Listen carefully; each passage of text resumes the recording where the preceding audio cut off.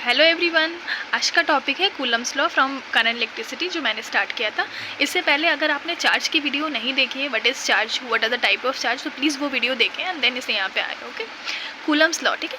Coulomb's law क्या बोलता है, देखो कूलम्स लॉ बोलता है कि अगर मेरे पास दो चार्जेस है, either it is a positive और it is a negative, means दो चार्जेस पॉजिटिव भी हो सकते हैं या फिर इस तरीके से एक पॉजिटिव हो और एक नेगेटिव हो। तो मैंने पिछले वीडियो में बताया था अगर दो सिमिलर चार्जेस है तो वहाँ पे फोर्स ऑफ अट्रैक्शन होगा, और अगर दो अपोजिट चार्जेस हो तो वहाँ पे फोर्स ऑफ रिपल्शन होगा। तो either it is a force of attraction और it is a force of repulsion, जो भी हो। तो क्या कहता है कि अगर दो चार्जेस हैं, let us suppose Q1 and Q2, ठीक है। हम एक ही केस पकड़ लें, हमने पकड़ा कि एक पॉजिटिव चार्ज है और एक पॉजिटिव चार्ज है, ठीक है। अब क्या हुआ, ये मान लेते हैं कि ये Q1 है और ये मेरे पास Q2 है, ठीक है। अब इन दोनों चार्ज को हम किसी डिस्टेंस में रखते हैं, R डिस्टेंस में रख दिया मैंने, ठीक है। तो उसने क्या कहा, कूलम्स लॉ ने कहा है कि जो फोर्स लगेगा इन दोनों के बीच में, अब ये दोनों पॉजिटिव तो क्या होगा, फोर्स ऑफ रिपल्शन लग रहा है, ठीक है। अगर दो नेगेटिव, हम एक पॉजिटिव है नेगेटिव भी ले सकते हैं।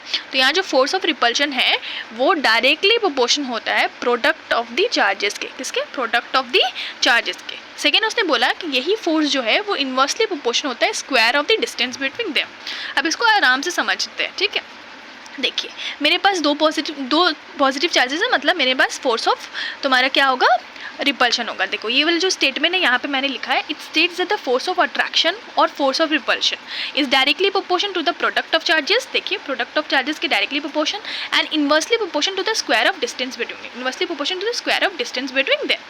अब देखिए force is directly proportion to the product of charges. देखिए हम दो केस लेकर आपको दिखाते हैं, एक मेरे पास यहाँ पे एक Q1 है और ये Q2 है, ठीक है।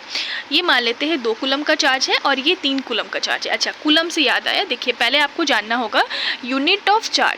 What is the unit of charge? The unit of charge is coulomb. क्या? कूलम। इसको हम C से भी लिख सकते हैं, ठीक है। देखिए जिस तरीके से न्यूटन्स लॉ में फोर्स का यूनिट क्या होता था, फोर्स का यूनिट होता था न्यूटन, क्योंकि न्यूटन ने दिया था। तो चार्ज के बारे में कूलम्स लॉ ने दिया था, इसलिए इसका भी यूनिट भी हो गया कूलम, ठीक है। तो 2 कूलम ये वाला चार्ज है और ये वाला 3 कूलम चार्ज है। अगर हम बोले इन दोनों का प्रोडक्ट ऑफ चार्जेस क्या हुआ भाई, Q1 इंटू Q2 कितना हुआ, 6 कूलम। अब सेकेंड केस हम दिखा रहे हैं, ये मेरे पास Q1 है और ये मेरे पास Q2 है। ये 1 कूलम है, ये 2 कूलम है। तो द प्रोडक्ट ऑफ चार्जेस कितना हुआ, Q1 Q2 is equals to 2 coulomb. तो ये कहता है कि जिसका प्रोडक्ट ऑफ चार्ज प्रोडक्ट ज़्यादा होगा उसका फोर्स भी ज़्यादा होगा। तो इन दोनों केसेस में किसका फोर्स ज़्यादा होगा, इसका, क्योंकि इन दोनों का प्रोडक्ट ज़्यादा है, ठीक है। सेकेंड उसने क्या कहा था, सेकेंड उसने बोला the force is inversely proportion to the square of the distance between them, ठीक है। तो देखिए दो चार्जेस है, अगर दो चार्जेस हैं, उन दोनों चार्जेस का डिस्टेंस अगर R है, ये पहला केस है, और एक हम मान लेते हैं दोनों करीब करीब है, ठीक है। अब देखो Q1 Q2 Q1 Q2, ठीक है। अब 2 केसेस लिया मैंने, ठीक है। अब देखो इन दोनों में क्या है, 2 पॉजिटिव चार्ज लिया, इसका मतलब रिपल्शन फोर्स होगा, ठीक है। ये दोनों दूर में है, इसका मतलब कम रिपल्शन फोर्स होगा। ये दोनों करीब है तो ज़्यादा ज़ोर से एक दूसरे को धक्का देंगे, समझ में आ रहा है। तो जितना कम दूरी उतना ज़्यादा फोर्स, जितना कम दूरी उतना ज़्यादा फोर्स, मतलब इन्वर्स रिलेशन, R ज़्यादा मतलब फोर्स कम, ठीक है। डायरेक्ट रिलेशन में क्या होता है, प्रोडक्ट ज़्यादा तो फोर्स भी ज़्यादा, ओके, समझ में आया। अब इन दोनों को कंबाइंड रिलेशन करेंगे, ये इक्वेशन 1 और ये इक्वेशन 2, जब इन दोनों को कंबाइन करेंगे तो मेरे पास क्या आएगा, force is directly proportion to the Q1 Q2 by R², okay. अब देखो प्रोपोर्शनल को हटा के हमेशा कांस्टेंट लगाते हैं, तो यहाँ पे K कांस्टेंट हुआ, Q1 Q2 बाई R², ये हुआ तुम्हारा कूलम्स लॉ का force. Either it is a force of attraction और it is a force of repulsion.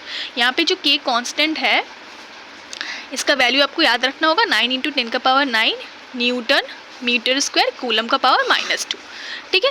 तो ये आपको याद रखना है। और ये यूनिट कैसे निकालते हैं हम नेक्स्ट वीडियो में बताएंगे। उसके बाद हम नेक्स्ट वीडियो में पोटेंशियल और पोटेंशियल डिफरेंस भी बताएंगे, ठीक है। तो अभी तक आप यही कूलम्स लॉ आपने सीखा इस वीडियो में। अगर आपको वीडियो पसंद आया हो तो लाइक एंड सब्सक्राइब प्लीज़ कर दीजिएगा। Okay, thanks for watching.